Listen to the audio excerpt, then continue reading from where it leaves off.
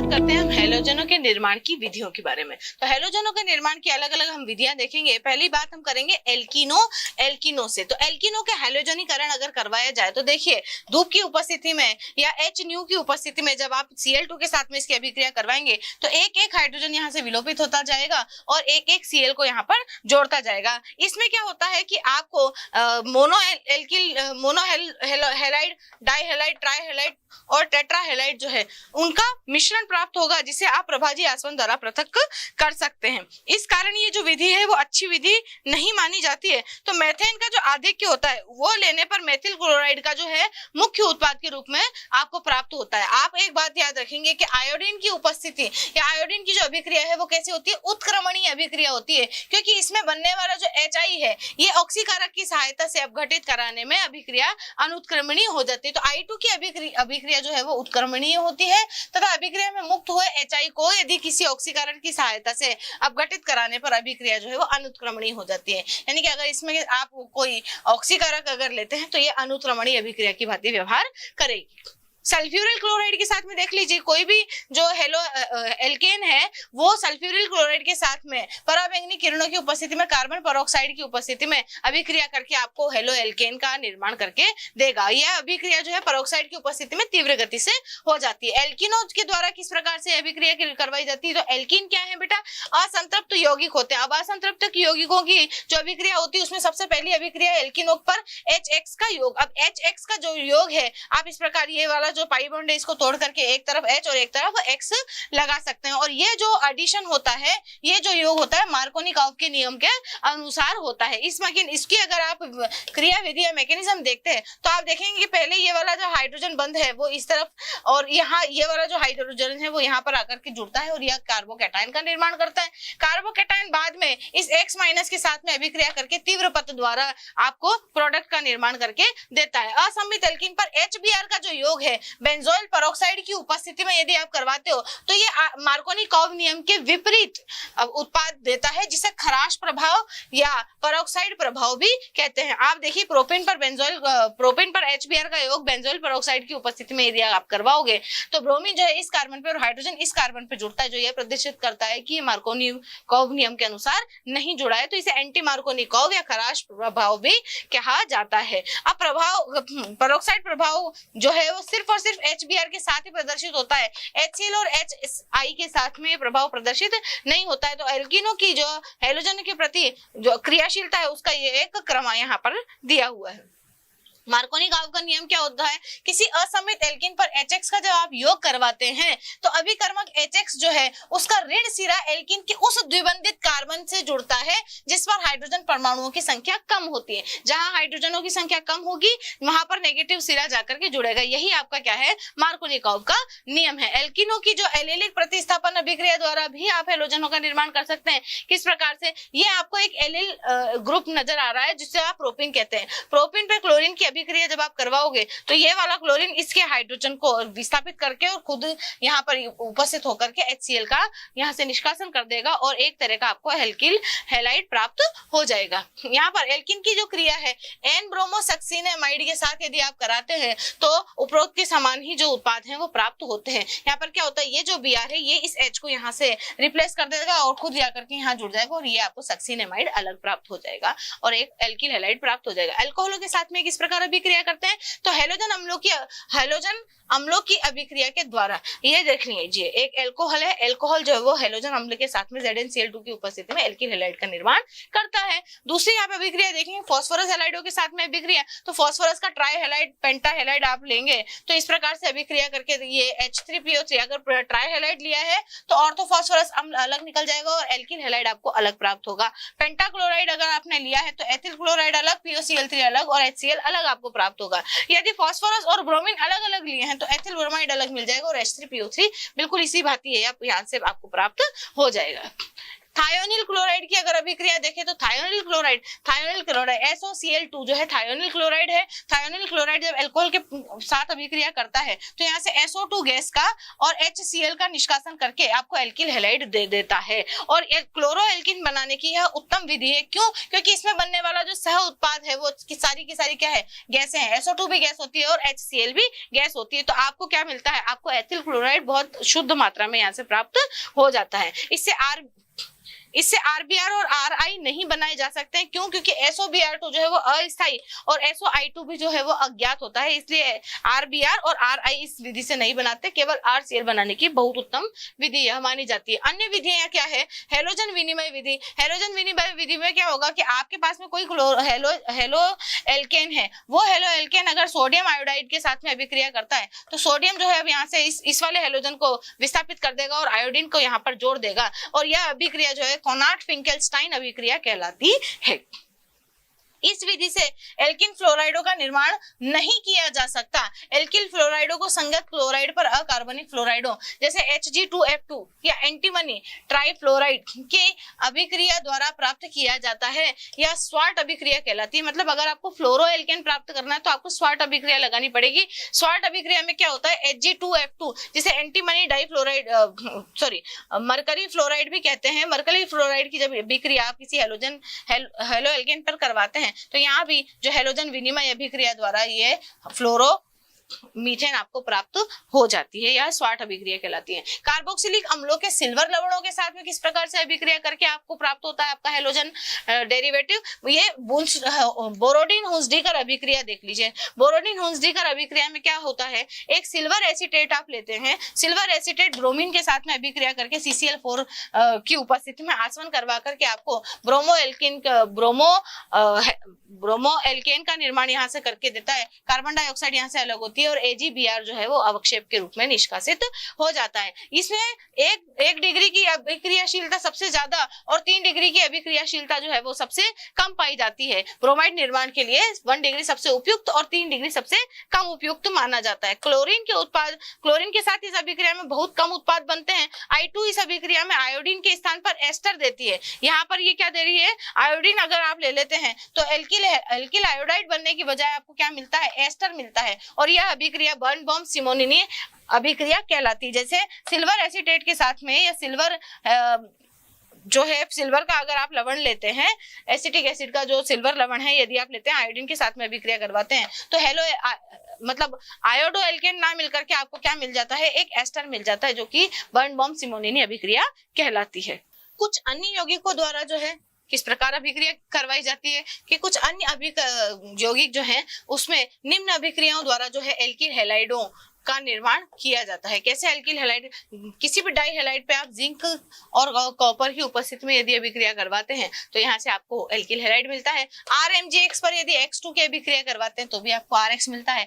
ROR यानी कि किसी भी ईथर जो है ROR के साथ में अगर आप PCl5 की अभिक्रिया करवाते हैं तो भी आपको RX का निर्माण कर लिया जाता है। एल्किल हैलाइड यहाँ से प्राप्त आपको हो जाते हैं। तो हेलो एल्केनों के कुछ भौतिक गुण होते हैं। भौतिक गुणधर्म क्या कहते हैं कि क्लोरोमेथिल, ब्रोमोमेथिल, क्लोरोमीथेन, ब्रोमोमीथेन और क्लोरोइथेन कमरे के ताप पर गैसें होती हैं। शेष सभी मतलब 18 कार्बन तक के जो यौगिक होते हैं वो सुगंधित द्रव होते हैं, जबकि उच्च सदस्य यानी कि कार्बन 18 के बाद वाले 19 से बाद वाले जो होते हैं वो रंगहीन और गंधहीन होते हैं। इनके जो क्वथनांक होते हैं तथा घनत्व होते हैं वो जनक हाइड्रोजन की अपेक्षा, जनक हाइड्रोकार्बन जो है उसकी अपेक्षा उच्च हो जाते हैं।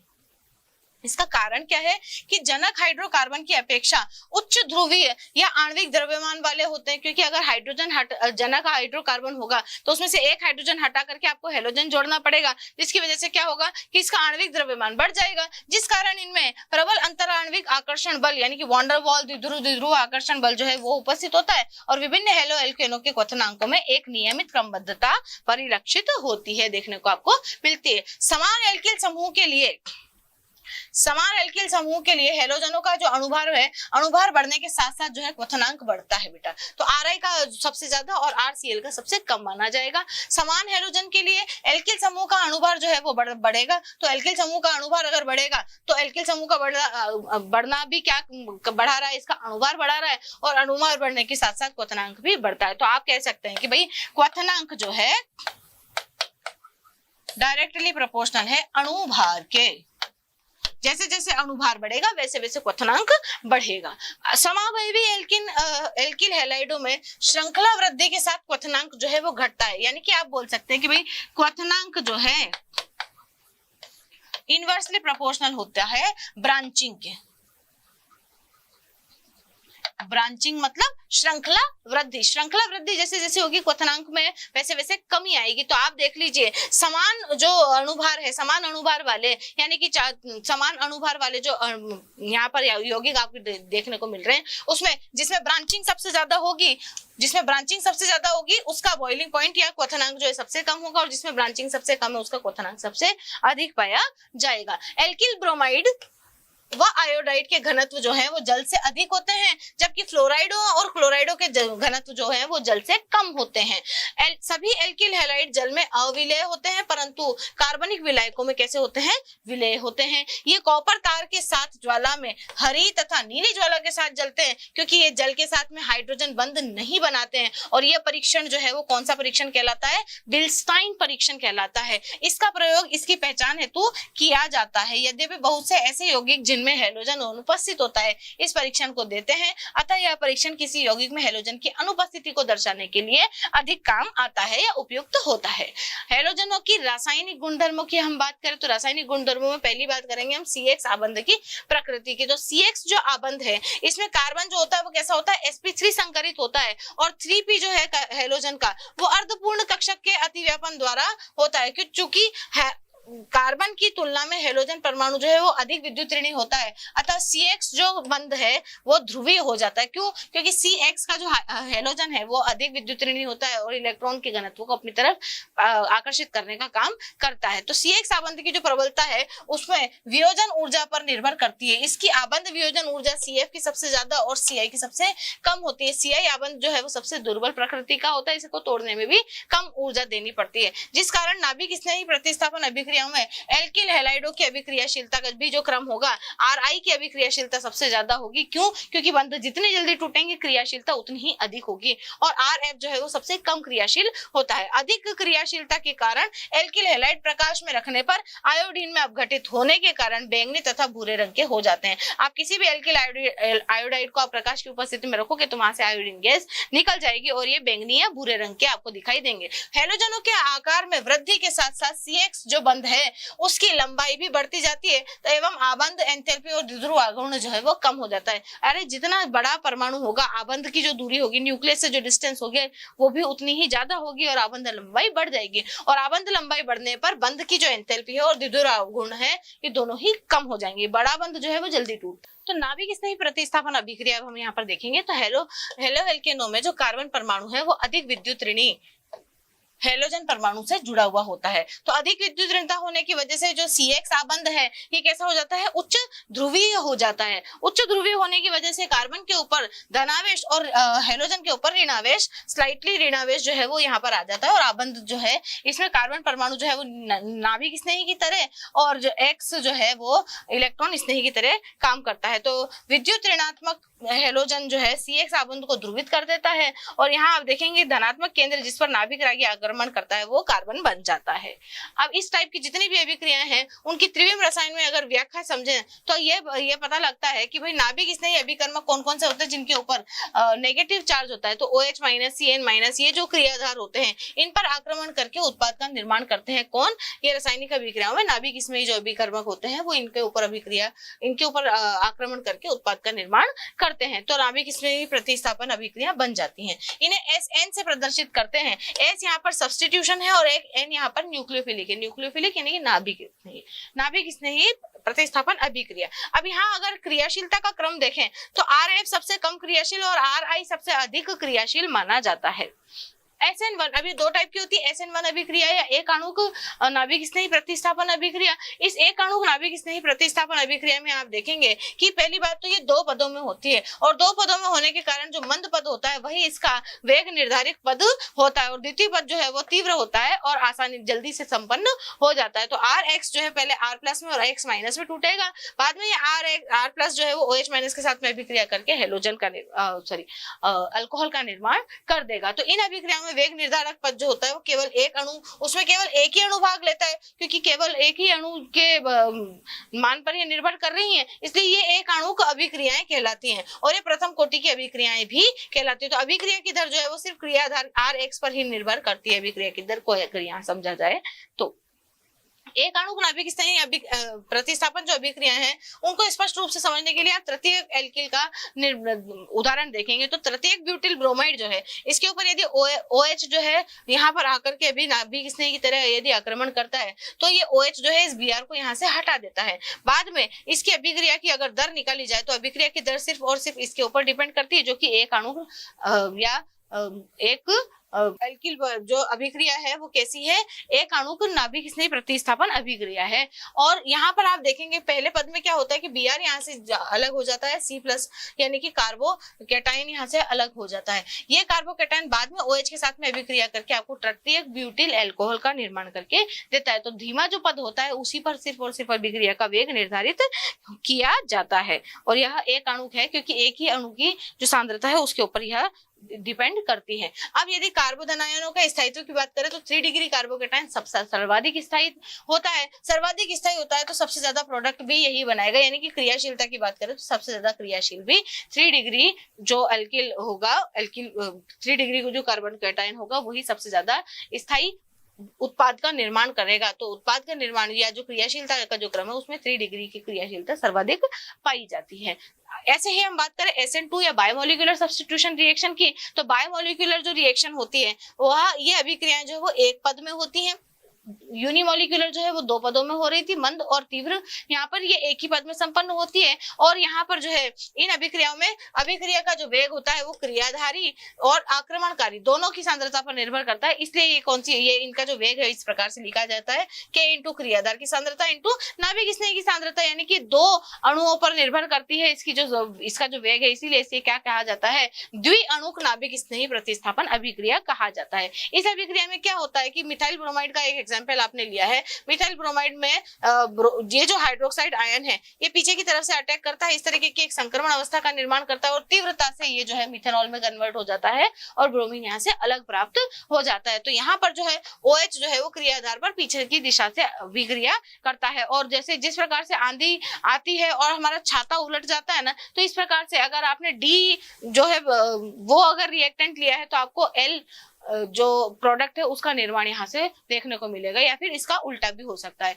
तो इसे हम इस प्रकार से समझ सकते हैं कि OH ने इसको पीछे से अटैक किया, ये मंद पद है और इस तरीके की एक संक्रमण अवस्था का निर्माण किया जिसमें ये वाला जो OH है वो पूरी तरह से जुड़ जाता है और बाद में Cl जो है वो पूरी तरीके से निकल जाता है। इसके पश्चात यदि आपने क्रियाधार का विन्यास D लिया है तो परिवर्तन के पश्चात यह L उत्पाद में परिवर्तित हो जाएगा, यानी कि इनका जो कॉन्फ़िगरेशन है वो अलग अलग हो जाएगा। यह क्या, अब SN2 अभिक्रियाओं में जो एल्किल हैलाइड होते हैं उनकी क्रियाशीलता का क्रम देखें तो तृतीयक हैलाइड सबसे कम क्रियाशील होते हैं, जबकि प्राथमिक हैलाइड जो है वो सबसे ज्यादा क्रियाशील होते हैं। इसका कारण है स्टेरिक हिंड्रेंस या त्रिविम बाधा। त्रिविम बाधा तृतीयक हैलाइडों में सबसे ज्यादा होती है। तो तृतीयक हैलाइड SN2 के लिए सबसे ज्यादा रिएक्टिव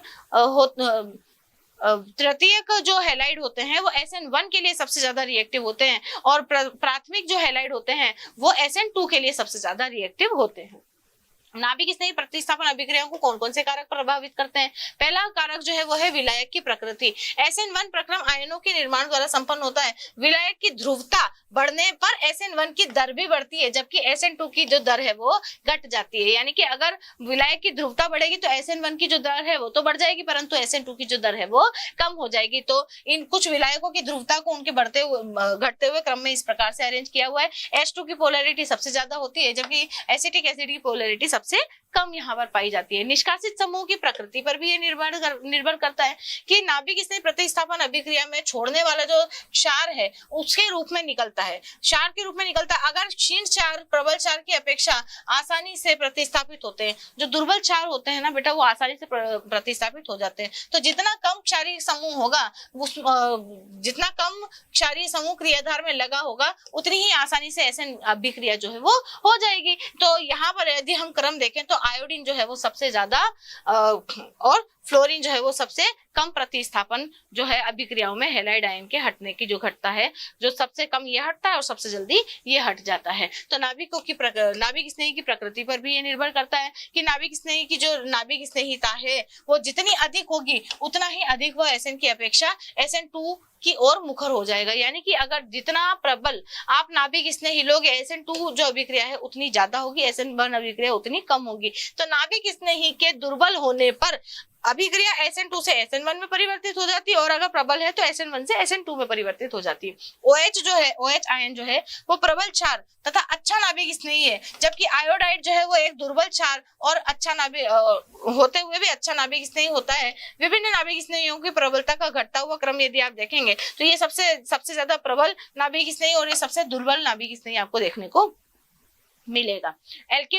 हेलो एल्केनो की नाभिक स्नेही प्रतिस्थापन अभिक्रियाएं यदि देखें तो हाइड्रोक्सिल समूह द्वारा प्रतिस्थापन किस प्रकार से किया जाता है। यहाँ पर देखिए आप Na+ और OH- है, यहाँ पर भी R जो है वो प्लस के रूप में और X- के रूप में है। तो Na जो है इसके आर्क्स को अगर निकाल के लेके जाता है तो ROX का निर्माण यहाँ पर होता है और इसके कुछ उदाहरण यहाँ पर आप देख सकते हैं।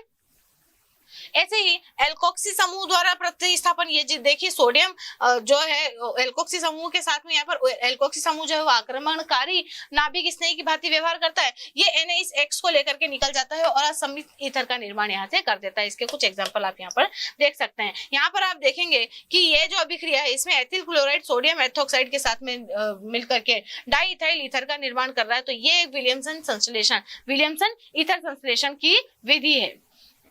साइनो समूह द्वारा प्रतिस्थापन किस प्रकार से करते हैं, ये के जो है इस X को लेकर के निकल जाता है, R जो है CN के साथ में जुड़ जाता है इस भांति।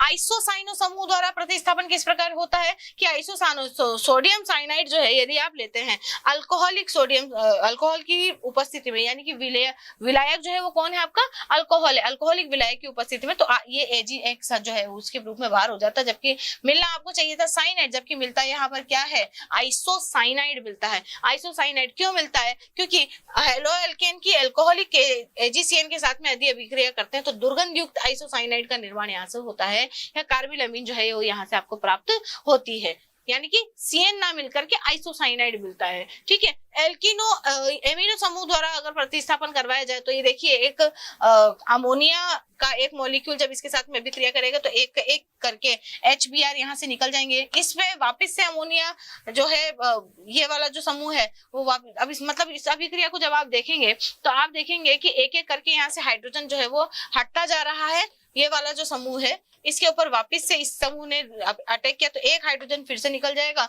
और ये C2H5 दो मतलब ये प्राथमिक अमीन से द्वितीयक अमीन में परिवर्तित हो जाएगा। वापस से इसकी अभिक्रिया C2H5Br के साथ में करवाई जाएगी तो ये तृतीयक जो अमीन है उसमें परिवर्तित हो जाएगा और तृतीयक अमीन पर एक बार फिर यदि C2H5Br की अभिक्रिया करवाई जाएगी तो ये चतुष्क ब्रोमाइड आयन, जैसे अमोनियम आयन बनता है ना उस प्रकार से टेट्रा एथिल अमोनियम ब्रोमाइड का ये निर्माण कर लेंगे।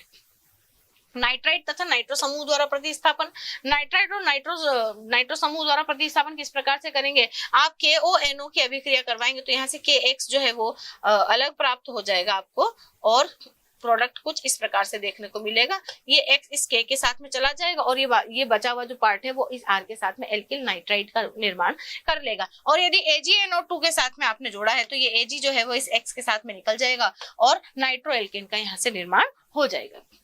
हाइड्रोजन सल्फाइड समूह द्वारा यदि प्रतिस्थापन करवाते हैं तो हाइड्रोजन सल्फाइड समूह द्वारा किस प्रकार से, हाइड्रोजन सल्फाइड समूह द्वारा देखो इस प्रकार से ये KX जो है बाहर निकल जाएगा और RSH यहाँ से अलग निकल जाएगा और इस प्रकार से प्रोडक्ट का निर्माण करके देगा। एल्किल समूह द्वारा यदि प्रतिस्थापन करवाया जाए तो एल्किल समूह किस प्रकार से प्रतिस्थापित करवाएंगे, ये Na एल्किल समूह के साथ में जुड़ा हुआ जो Na है वो इस X के साथ में, यानी कि सोडियम अगर प्रोपेनाइड लिया है, यहाँ पर आप देख लीजिए, इसका नाम है सोडियम प्रोपेनाइड। सोडियम प्रोपेनाइड के साथ में यदि आप अभिक्रिया करवाते हैं तो सोडियम जो है ब्रोमीन के साथ में निकल करके NaBr के रूप में अलग प्राप्त हो जाता है और 2 पेंटाइन आपको मुख्य उत्पाद के रूप में प्राप्त हो जाता है। एल्किल हैलाइडों की नाभिक रागी जो प्रतिस्थापन अभिक्रिया है उसमें आप देखेंगे अभिकर्मक क्या क्या लिए गए हैं, नाभिक रागी कौन कौन से लिए गए हैं और प्रतिस्थापन किनका हुआ है, यानी कि जो मुख्य उत्पाद है वो वर्ग कौन सा बना है, एक लिस्ट के रूप में आपको यहाँ देखने को मिल सकता है।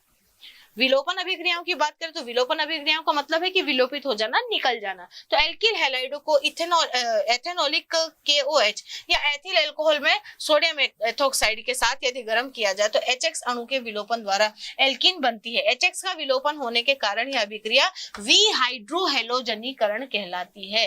विहाइड्रोहेलोजनीकरण यानी कि हाइड्रोजन का भी विलोपन हो रहा है और हेलोजन का भी विलोपन हो रहा है, तो विहाइड्रोहेलोजनीकरण कहलाती है। इसमें क्या होता है, एल्किल हैलाइड जो है पोटेशियम हाइड्रोक्साइड के साथ में अल्कोहल की उपस्थिति में गर्म करवाया जाता है। गर्म करवाने पर क्या होता है कि ये एल्कीन में परिवर्तित हो जाता है, H2O और KX यहाँ से अलग प्राप्त हो जाता है, यहाँ से एक H2O भी प्राप्त हो जाती है। ये OH ये इसके H को लेकर के बीच वाले कार्बन को H को लेकर के निकल जाता है और इन दोनों के बीच में डबल बॉन्ड आ जाता है, एल्कीन का निर्माण यहाँ पर हो जाता है। तो यहाँ पर आप देखेंगे कि इस अभिक्रिया में 1,2 या बीटा विलोपन अभिक्रिया भी ये कहलाती है। क्यों बीटा विलोपन अभिक्रिया कहलाती है, क्योंकि बीटा कार्बन से भी एक हाइड्रोजन का यहाँ से निष्कासन हो जाता है। आप इस अभिक्रिया को इस प्रकार भी समझ सकते हैं कि भाई R जो CH2 है उसमें एक H इधर और CH2 में एक X इधर यहाँ पर। अब ये जो अभिक्रिया है C2H5OH के साथ उपस्थिति में KOH के साथ में यदि करवाई जाती है और गर्म करवाया जाता है तो यहाँ से आप देखेंगे कि बीटा जो कार्बन है उसके पास से एक हेलोजन,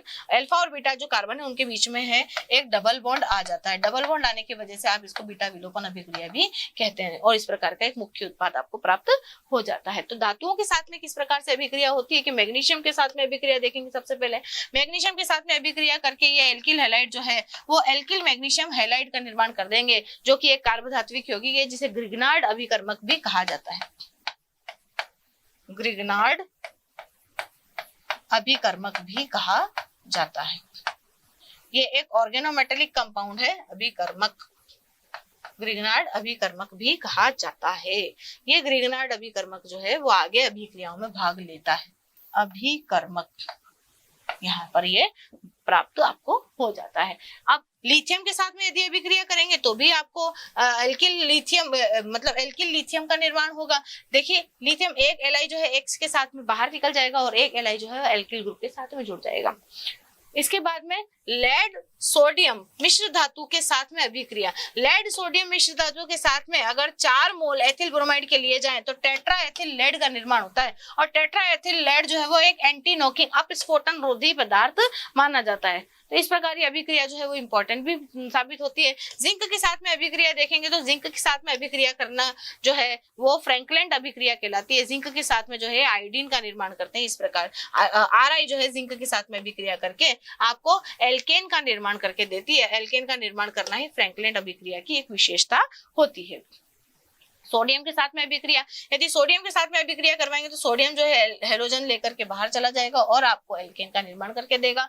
यह जो अभिक्रिया है यह वुड्स अभिक्रिया के नाम से भी जानी जाती है। अपचयन की बात करेंगे तो अपचयन का मतलब होता है कि हाइड्रोजन का जुड़ना। एक हाइड्रोजन एक हेलोजन लेकर के बाहर चला जाएगा और दूसरा हाइड्रोजन जो है वो एल्केन आपको मुख्य उत्पाद के रूप में देगा। तो जो आपका एथिल ब्रोमाइड है उसका एथेन बन जाएगा, यानी कि इसका क्या हो गया है, अपचयन हो गया है। तो इस अभिक्रिया में निम्नलिखित अपचायक प्रयोग किया जा सकते हैं। जरूरी नहीं है कि अपचयन, अगर आप अपचयन कर रहे हैं तो अपचायकों का जो है इस्तेमाल तो किया जाना होगा। तो यहाँ पर कुछ अपचायकों की लिस्ट दी हुई है कि कम से कम 5, 6, 7 अभी अपचायक हैं वो जो आपके सामने उपस्थित है, यानी कि इस अभिक्रिया को करवाने के लिए इनमें से किसी भी अपचायक का इस्तेमाल आप कर सकते हो। विहाइड्रोहेलोजनीकरण अभिक्रिया या बीटा विलोपन अभिक्रिया जो होती है वो क्या होती है कि भाई हेलो एल्केन को एथेनॉलिक KOH के साथ में गर्म करने पर हाइड्रोजन हैलाइड व परमाणु के विलोपन द्वारा एल्कीन का निर्माण होता है। यह अभिक्रिया हेलो एल्केन का विहेलोजनीकरण कहलाती है। इसे बीटा विलोपन अभिक्रिया भी कहा जाता है। इसमें क्या होता है, एल्कोहलिक KOH जो है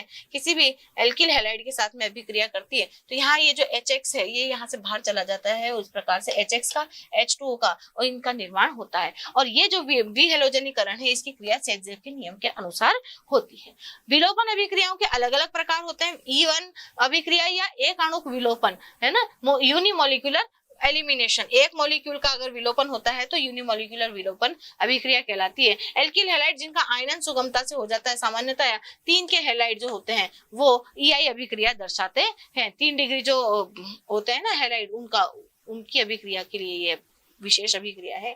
तो तृतीयक ब्यूटिल क्लोराइड जो है उसको अल्कोहलिक KOH के रूप में, KOH की उपस्थिति में यदि आप लेते हैं तो यहाँ पर बीटा विलोपन द्वारा 2-मेथिल प्रोपीन क्लोराइड का निर्माण होता है। और यह एक आणुक अभिक्रिया है। क्यों? क्योंकि इसकी जो अभिक्रिया की दर है वो सिर्फ और सिर्फ इस पर ही डिपेंड करती है। और क्रियाशीलता का क्रम देखेंगे तो तृतीयक जो हैलाइड है वो सबसे ज्यादा क्रियाशील होते हैं। तो E1 अभिक्रिया की क्रियाविधि के पक्ष में हम प्रमाण देखेंगे कि भाई E1 अभिक्रिया जो है होती कैसे है। आप सबसे पहले तो तृतीयक या द्वितीयक एल्किल हैलाइड इस प्रकार की अभिक्रिया देते हैं, और दूसरा यहाँ पर कार्बोनियम आयन जो है वो बनता है, और कार्बोनियम आयन पहले स्थायी होगा, उसके बाद में आगे की अभिक्रिया देगा यहाँ से। तो देखिए ब्रोमीन जो है वो यहाँ से हट जाएगा, ब्रोमीन हट जाएगा तो ये 1 डिग्री कार्बोनियम आयन का निर्माण हो जाएगा। 1 डिग्री कार्बोनियम आयन जो है वो कम स्थायी होता है, जबकि 3 डिग्री कार्बोनियम आयन जो है सर्वाधिक स्थायी होता है। तो यहाँ से हम क्या करवाएंगे, एक मिथाइल शिफ्ट करवा करके इसको 3 डिग्री कार्बोनियम आयन में परिवर्तित कर देंगे। 3 डिग्री कार्बोनियम आयन जो है वो द्वितीय पद में इस प्रकार से ब्यूटीन या 2-मिथाइल 2-ब्यूटीन का निर्माण यहाँ से करके आपको मुख्य उत्पाद प्राप्त हो जाएगा। इसके बाद बात करते हैं E2 विलोपन अभिक्रिया की। तो E2 विलोपन अभिक्रिया वे एल्किल हैलाइड जिनका आयनन सुगमता से नहीं होता है, जैसे कि 1 डिग्री और 2 डिग्री वाले हैलाइड, ये वाले जो अभिकारक होते हैं ये E2 अभिक्रिया देते हैं या E2 विलोपन अभिक्रिया देते हैं। कैसे देते हैं? ब्रोमोप्रोपेन की इथेनॉल में सोडियम एथोक्साइड के साथ या अल्कोहलिक KOH के साथ में यदि अभिक्रिया करते हैं तो एल्कीन बनती है। कैसे बनती है ये देख लीजिए आप। इसकी अभिक्रिया जो है सोडियम इथोक्साइड के साथ में आप करवाते हैं तो सोडियम इथोक्साइड जो है अल्कोहल की उपस्थिति में इसको इथेन में कन्वर्ट कर देता है, खुद NaBr में परिवर्तित हो जाता है। ये Na और ये Br आपस में अभिक्रिया कर देते हैं और C2H5 जो है इस OH के साथ में अभिक्रिया करके बाहर निकल जाता है। यानी कि ये आपको एज ए कैटलिस्ट यहाँ पर को देखने को मिलता है, जैसा अभिक्रिया में डाला था वैसा का वैसा प्राप्त हो जाता है। तो एल्किल हैलाइड की E2 अभिक्रिया के प्रति जो क्रियाशीलता का क्रम है उसमें प्राथमिक जो एल्किल हैलाइड है वो सर्वाधिक क्रियाशील होते हैं, जबकि तृतीयक एल्किल हैलाइड जो है वो सबसे कम क्रियाशील माने जाते हैं। तो E2 क्रियाविधि के पक्ष में यदि प्रमाण देखें तो E2 अभिक्रिया को प्रमाणित करते हैं कौन कौन से? एक तो पुनर्विन्यास इसमें नहीं होता है जैसा कि E1 में हो रहा था, और दूसरा समस्थानिक प्रभाव होना चाहिए, अर्थात इसमें ड्यूटेरियम युक्त एल्किल हैलाइड का वेग जो है साधारण हैलाइड से कम हो जाता है। और SN1 और SN2 अभिक्रियाओं के बीच में जो विभेद है वो इस प्रकार से देख सकते हैं कि SN1 अभिक्रिया 2 पदों में होती है जबकि ये 1 पद में संपन्न होती है। ये एक अणुक प्रथम कोटि की अभिक्रिया है, ये द्विअणुक अभिक्रिया है और द्वितीय कोटि की अभिक्रिया है। अभिक्रिया की दर जो है वो केवल एल्किल हैलाइड या अर्थात क्रियाधार की सांद्रता पर ही निर्भर करती है, जबकि यहाँ पर क्रियाधार और नाभिक स्नेही दोनों की सांद्रता पर यह निर्भर करती है। इसमें एल्किल हैलाइड की जो क्रिया की जो दर है वो 3 डिग्री की सबसे ज्यादा और 1 डिग्री की सबसे कम और उससे भी कम मिथाइल हैलाइड की होती है, जबकि यहाँ पर मिथाइल उसका जस्ट उल्टा जो क्रम है वो यहाँ पर आपको देखने को मिल जाता है। अब नाभिक स्नेही जो प्रतीप अभिक्रिया है वो अग्र दिशा से आक्रमण कर सकता है, जबकि नाभिक स्नेही का जो आक्रमण है वो पीछे की दिशा में होता है और बिल्कुल इन्वर्टेड प्रोडक्ट आपको प्राप्त होता है। अब इथाइल ब्रोमाइड के निर्माण की अगर विधियों को देखें तो इथाइल ब्रोमाइड किस प्रकार से प्राप्त किया जा सकता है, उसकी अलग अलग विधियां हैं।